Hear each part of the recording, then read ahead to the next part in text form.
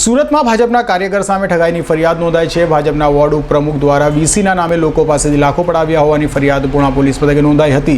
તો ફરિયાદ બાદ ભાજપ કાર્યકર દ્વારા ધમકી અપાતી હોવાનો આક્ષેપ કરાયો છે। સુરતની પૂણા પોલીસ મથકમાં ઠગાઈની ફરિયાદ નોંધાવા પામી છે, જેમાં ભાજપના કાર્યકરે લોકોને લાખોમાં નવડાવ્યા હોવાનો ઉલ્લેખ કરાયો છે। ભાજપના વોર્ડ ઉપપ્રમુખ મહાવીર શાહે લોકોને વીસી રાખવાનું કહી લાખો રૂપિયા પડાવી લઈ રૂપિયા ના આપી ઠગાઈ આચરી હતી। ભાજપના નેતાઓ સાથેના નજીકના સંબંધ હોવાનું જણાવી લોકોને મહાવીરસિંહ આકર્ષિત કરતો હતો। મહાવીર શાહે વીસીના રૂપિયા સભ્યોને પરત નહીં કરતા આખરે મામલો પૂણા પોલીસ મથકે પહોંચતા પૂણા પોલીસે ગુનો નોંધી તપાસ શરૂ કરી છે।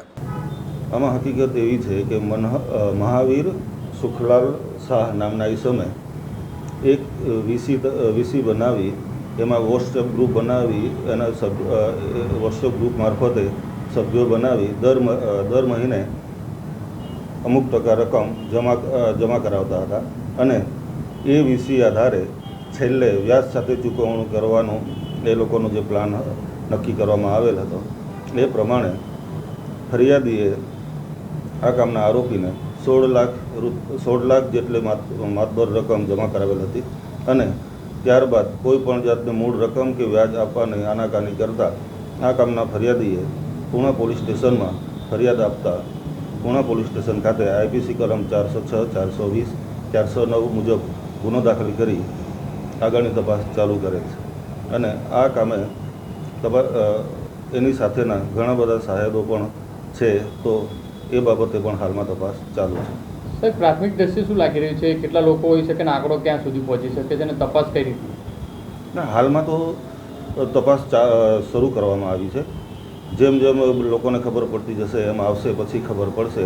હાલમાં લગભગ 5 થી 7 જેટલા ઇસમો હોવાનું જણાવેલ છે। તો ફરિયાદીએ આક્ષેપ કરતા જણાવ્યું હતું કે આરોપી ભાજપના કાર્યકર મહાવીર શાહ દ્વારા હાલ ફરિયાદી તથા સાહેદોને ધમકાવવામાં આવી રહ્યા છે, જેની સામે તાત્કાલિક પગલાં લેવામાં આવે તેવી માંગ કરી છે।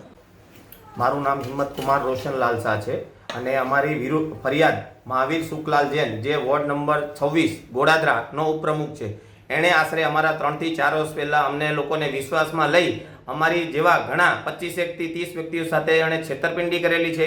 એની વિરુદ્ધ અમારી 48 કલાક પહેલાં પૂણા પોલીસ સ્ટેશનની અંદર એફઆઈઆર થઈ છે। 48 કલાક વીતી ગયા છતાં હજી આરોપી પોલીસની પહોંચથી બહાર છે અને અમારા સાક્ષીઓને એ ફોન કરી અને ધમકીઓ આપે છે અને એ લોકોને એમ કહે છે કે તમે તમારી ફરિયાદ પાછી લઈ લો, તમે આમ કરી નાખો, તમે તેમ કરી નાખો, તમે પોલીસ સ્ટેશનમાં જાઓ તો પોલીસ તમારું કંઈ ના કરી શકે।